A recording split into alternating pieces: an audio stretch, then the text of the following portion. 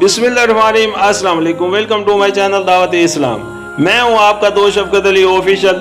उम्मीद करता हूं कि आप सब लोग ईमान के आला दर्जे पे होंगे। सूरत अल नाम के या नंबर 52 का तर्जुमा। और जो लोग अपने रब को दिन रात पुकारते रहते हैं और उसकी कशुदी के तला में लगे हुए हैं, उन्हें अपने से दूर न फेंको। उनके हिसाब में से किसी चीज का बार तुम पर नहीं है और तुम्हारे हिसाब में से किसी चीज का बार उन पर नहीं। उस पर भी अगर तुम उन्हें दूर फेंकोगे तो जालिमों में शुमार होगे। सूरत अल-नाम आयशा नंबर 34।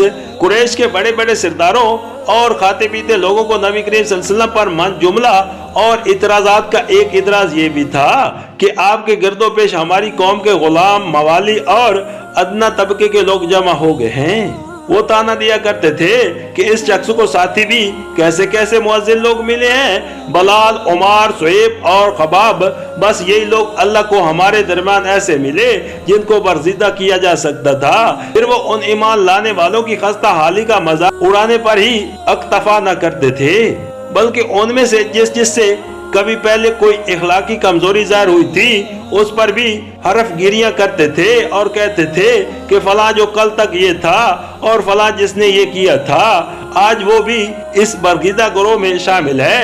इन्हीं बातों का जवाब यहाँ दिया जा रहा है।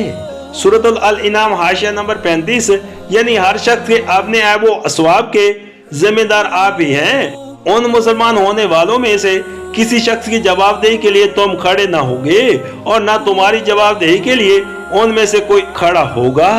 तुम्हारे हिस्से की कोई नेकी ये तुमसे छीन नहीं सकते और अपने हिस्से की कोई बदी तुम पर डाल नहीं सकते। फिर जब ये माल तालिब हक बनकर तुम्हारे पास आते हैं तो आखिर तुम क्यों इन्हें अपने से दूर फेंको।